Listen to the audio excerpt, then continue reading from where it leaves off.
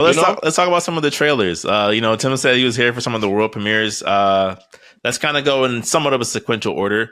Dotemu back at it again with a Ninja Gaiden faithful reboot. I don't think that's the developer because I They're realize not it's making the game, like themselves are not making the game, but they're like it's kind of like what was it? There's another game like this where it's like they're involved but they're not making it. okay. Yeah.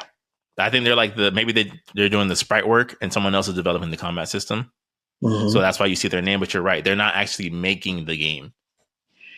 But yeah, Ninja Gaiden, side scroller. Are we hyped? Mid? Oh, I like it. I like it. It looks very 100%. challenging, especially when you get into the nitty gritty of the combat mechanics. And also, to be honest, I'm liking that it's something much more simpler. Because to be honest, like Ninja Gaiden, I would say the Sigma series was kind of hit or miss for me. Mm-hmm. Disappointed. Like, and to be honest, I do feel like maybe a lot of these companies are trying to bounce back in ways, or because especially they seen how Sega is doing it, they seen how Capcom is doing it, so they're just putting stuff out there, to gain some capital with something very short and sweet and to the point, and I think that's exactly what it is. The beat 'em up genre is back in full force. Still hit or miss. Still hit or miss. Never left there. Still hit or miss for certain people. Yeah. Putting money behind these it kind of companies. left. These companies are just late to the party, as they always are. It's not even that. It's like, let's just call it for what it is.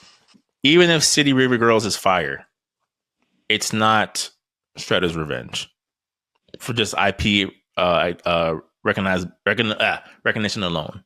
And that's not a dig at them. It's just, it is what it is. I want to see everything that you're doing with this, but as Leonardo. It's just what it is, right? Like, we can call a spade a spade. So, sorry, Tim, you were saying? Yeah, I mean, so I'm looking forward to it, man. I really am. I'm looking forward to it.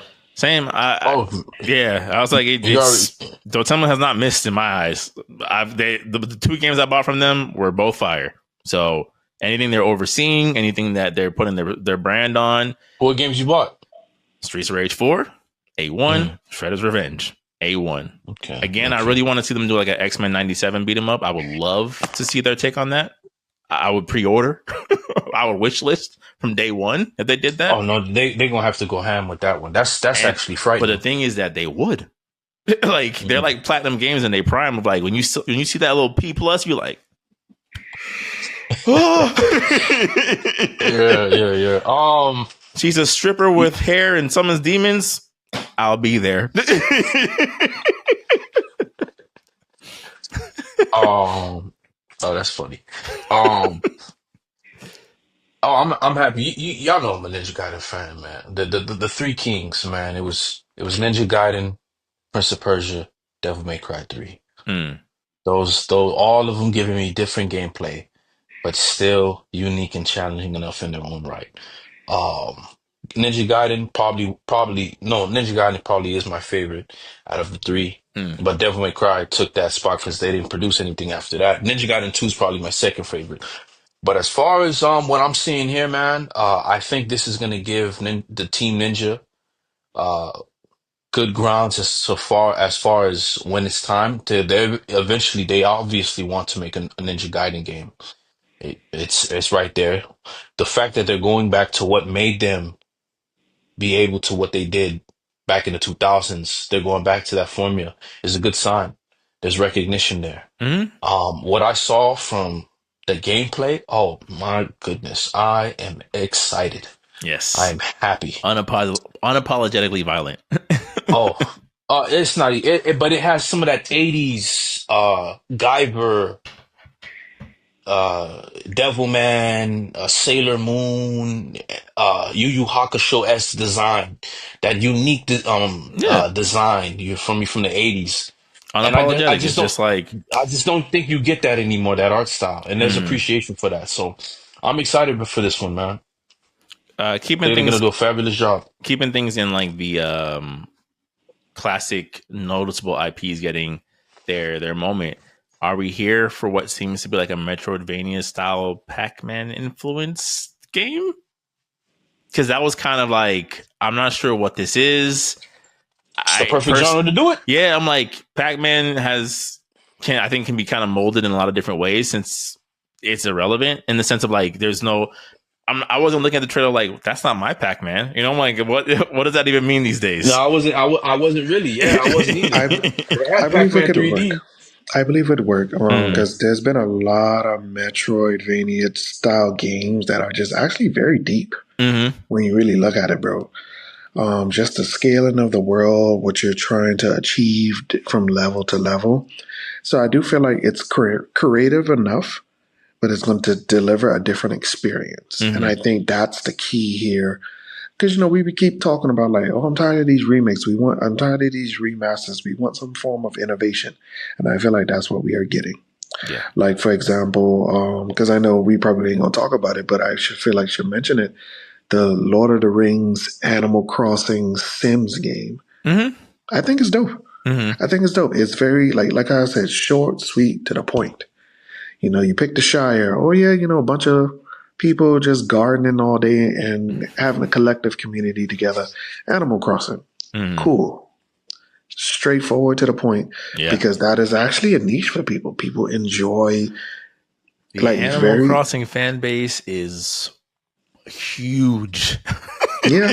You put a certain IP on it. Lord of the Rings, cute little hobbit people, straight to the point. And I feel like there's nothing wrong with that. There's nothing wrong with that. It kind of felt like, to some degree, in almost like a something kind of almost unconsciously course correcting itself. It felt like a lot of the awards this year were still safe in the sense of like it's recognizable IP, but riskier takes on it, right? So like, even for example, like Okami 2 getting announced, it's like Okami has never set the world on fire in sales. It's a fan favorite. It's a cult classic. But that's just the truth, right? It's like, it's a beloved thing. It's a recognizable thing. But the fact that they're like, we're going to make an Okami 2. The fact that they're like, yeah, we're going to try Onimusha again. The fact that they're like, hey, Turok Origins, we're doing it. It's like, what? Okay. To be honest, when I first saw Turok, because that's what I chimed into the chat. Like, once I saw that Native American, I was like, this is Turok. This is Turok. Same here. Same here. I said the same. I was a bit concerned about why they give them guns, but when I saw that gameplay of how intense them battles were, I was like, yeah, you're gonna need a gun because Turok. Yeah, I was like, but yeah, that bow and arrow angel gonna work with this superplex triceratops running at you. Horns on fire and just like you. I mean, Turok was always, to me, there was two games. People would say GoldenEye, but I said no. Turok multiplayer was fire, and Turok had multiplayer. Turok had guns that could rival Doom, man. Like the Doom games that's in 3D. That's the feeling that I had. It's like, this is like almost like a Doom scale revival of Turok. So I'm excited for that one. Same. Man, just to me, like I was saying to Jory during the stream, I'm like, for some reason, especially with games, like movies, I get it. I'm like, with games, I'm like, you can't go wrong with dinosaurs. It's your bag to fumble. A T-Rex is always gonna be cool, unless you make it not cool. Capcom was looking at that trailer, so y'all like dinosaurs. We thought we was getting Dino Crisis when we saw that game called I feel like Exo Primal was them testing the waters.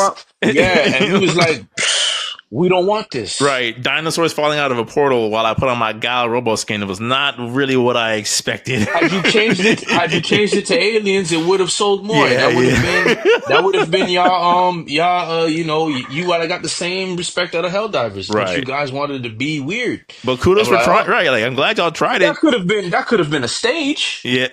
But not the overall. Right, like a horde mode. Yeah, not the horde mode. You know what I'm saying? That could have been a stage, but y'all making me fight. I'm like, no, these dinosaurs don't stand a chance, buddy. Especially with these suits, man. Right, I'm hitting the Ryu Shuriken on the Spinosaurus. Come on, fam. Like, I'm in the G.I. Joe Ryu. Y'all gave me a G.I. Joe cyborg Ryu. Y'all seen what I do as a human. Now y'all want to add Chun-Li and Ken and Guile? Good luck, man.